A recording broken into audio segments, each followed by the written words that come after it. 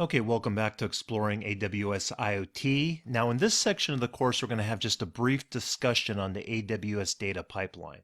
Now AWS Data Pipeline, unlike the rest of the functions that we've been exploring from the AWS IoT console, is not one of the pre-built functions. We're going to have to go into the menu and pull it out as I'm going to show you in the next lecture. However, AWS Data Pipeline serves a super useful function. We have our data sent up from our embedded devices already stored in our DynamoDB database. And how are we going to get that information into our S3 bucket? Well, we have this ETL process as discussed earlier. And again, that ETL stands for extract, transform, and load. And that gets into two different ways to handle the AWS data pipeline. We're going to use the simpler method, which is extracting data from our Dynamo database and loading it in unaltered into our S3 file storage bucket.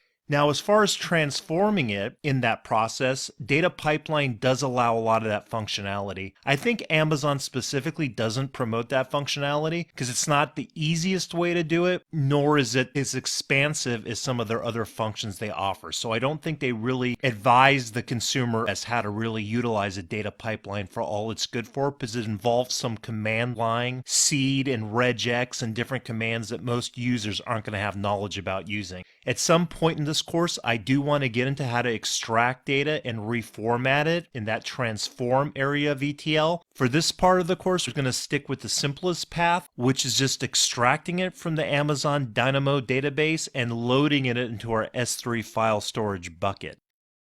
So let's go ahead and get the data pipeline working with our DynamoDB and our S3 bucket. So the first thing we want to do is enable the last DynamoDB action and rule we just created in the previous section. And I'm thinking probably we need to add some more data, because if you remember looking up here, we only have 5 items in our database. So let's add 5 more items. I think that would be suitable. So let's subscribe to this topic, publish from our device, and I'll go ahead and click that flash button 5 more times. Or if you have a different IoT device that you're using, you can activate it through a time interval or however you have it operated. There's 1, 2, 3, 4, 5.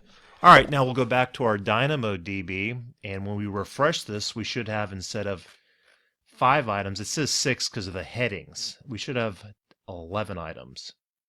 Oh, we have 12. Did I click once too much? Okay, no big deal. So that'll work out fine. Now the next thing we can do is go over to our data pipeline. So let's go ahead and look for that data pipeline. Just type in this service or data pipeline. There it is. And let's go ahead and start configuring our pipeline from the beginning. So these are our old pipelines, but let's go ahead and create a new pipeline. So this is kind of the template on how you do it. There's 2 different templates, this one, and then there's the architect for further control. We'll name this one our data pipeline. You can name it whatever you want. And what is it going to do? As discussed in the previous lecture, it's going to move data from our DynamoDB into an S3 bucket. And we can use an old bucket or create a new one. Now we have a couple options here. We can either use a template or go right to the architect or import our own. The architect gives you more control. We'll look at that in a second. But I'm going to use a template because there's a template in here to do exactly what we want to do. So these are these different templates. The one I think is going to be most useful in the future is a shell command activity script, or using the AWS CLI, that's command line interface, because using these we can do that transforming we were talking about, where we can change the data format and how the file is structured before we stick it into S3 from DynamoDB. So in some future lecture, I want to do like a sed with the regex to see if I can do some of that transforming portion of ETL and transform our file going from DynamoDB, where we have more of our raw JSON package, although it's not in JSON format, it's in DynamoDB format. Transform that database format and stick it into an S3 bucket, transforming it from that AWS CLI or a shell command. And you see if I choose getting started using the command shell, it gives you a command shell run right over here where it's using a grep. So if we change that to a sed and then put in a regex, I'm thinking something like that would work. Maybe as an extra bonus credit where I give someone free course access to all my courses, they can figure that out if I don't do it first. I haven't played with that too much, but I want to. And this is similar. So if you run it from the AWS command line interface, the CLI, it probably would also give you some additional functionality to use those Unix-like or CLI-like commands. But we're not going to do either of that right now. We're going to just do a simple export DynamoDB table, the table we created earlier with those 11 different entries, and dump it into S3, into a pre-created S3 bucket, or we can create a new bucket. So we're going to choose that one. And then from here, we need to give this, what's the source of our DynamoDB table name. I don't know why it doesn't have a drop-down menu with all our Dynamo tables, but it doesn't. So if you remember what our table is, it was test table with a capital T. And if you don't spell it exactly right, it won't work. And I've made that mistake before. Now we can create a new S3 bucket, or we can use an old one. I don't want to go through the creation process again. It's pretty simple and we've already done it, so it would be repetitive. So let me just choose an old bucket. I'll choose this test bucket 115 and select it. I've used that for a previous run, but it'll give us a date delimiter and a file name, so we'll know exactly when this run is happening. It'll know what our region is. So we have two options that I've discussed earlier in the previous lecture of how we can run this pipeline. We can do it the simple way, which I'm going to do just on pipeline activation, but it has a useful schedule maker where you can choose on a schedule, then you can run it every day, every hour, every week at a certain time, and then this data pipeline will run automatically. We're going to manually activate the data pipeline by choosing this pipeline activation option.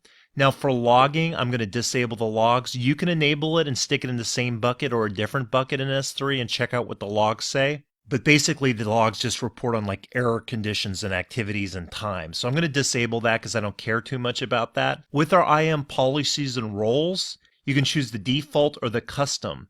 The default role is the same ones that are currently under the custom roles, but you can add additional permissions or take away permissions. I don't want to talk about the EC2 role because we're not going from EC2, but let me talk about this pipeline role. So if we go into IAM and check out what our pipeline role is, I've already opened it up. It's just the AWS Data Pipeline role. It includes access to Dynamo, which is what we want.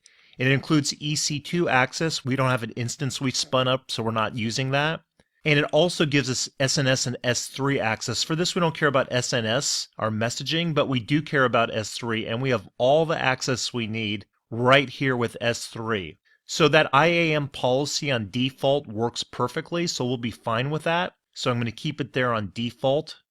And the last thing is this key value pair they offer. This allows some additional file indexing and things like that. We don't need that. So when I activate, it's going to give us the same couple error messages I'm used to seeing. And if we want to look through those error messages, we can edit in the architect, which is a more advanced flowchart view. I'll show you that just to show you. I'm not going to change the two errors. And they're not even errors, they're just warnings. But basically the warnings are, one, I'm not creating an error log, which is this pipeline URL is missing. I don't care about that. And I haven't delimited a terminate after failed attempt times. I don't really care about a terminator because it's such a small data set. Even a failed termination is not going to cost us a lot of money or waste a lot of time. But speaking of that and costing money, let's look at how the billing of this works. I have this old billing structure.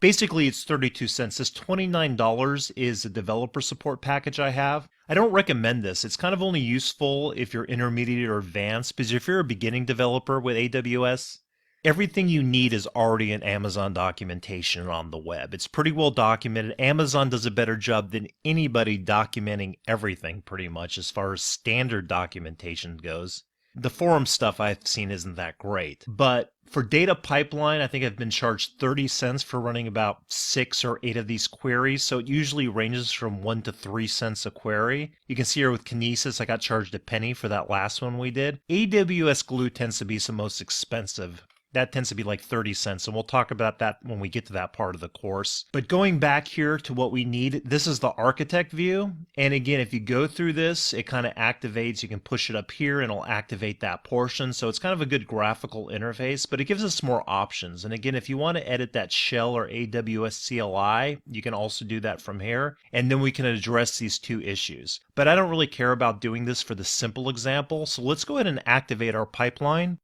Yes, we don't care about that. Now for this pipeline, what it'll do when you activate it, and it's active right now, is it gives you a time frame about 5 minutes out from when you started it. Now I don't mind waiting the 5 minutes. I can shorten this time if I want, because I don't know what it is, but with this data pipeline, even with a small data set, it tends to take a lot to get running and going. But I'm just going to change this to execution start, and hopefully that'll have a little bit easier transition. Yeah, so it started immediately without having to wait, but it's still waiting for the runners. But it still tends to take like 5 minutes. So while I'm waiting for that, I'll pause this, and then when it's done, we'll go look at what was created in our S3 bucket. All right, so you can see now it's running, which is good news. And if it runs successfully and finishes, we'll get a finish notice. So let's wait for that. Okay, and now we're finished finally. That took longer than I would have liked, but that's just the nature of the beast as far as this data pipeline goes. So let's go over to our S3 bucket and see if we've got the result we hoped for. So opening S3, we stuck it over here to test bucket 115. So even after that task finished, it may take a while before it to appear in your bucket. But let's check out the results and see if they work. So I'll go through this. And there you go. There's all 11 results from when we put in the extra 6 data sets from our ESP. And this is pretty much it from our DynamoDB to S3 using data pipeline. We will have to reformat that data and transform it. Let's move on to the next lectures and go through transforming this data and see if we can make it look a lot better and more useful for our purposes when we want to do analysis and graphing.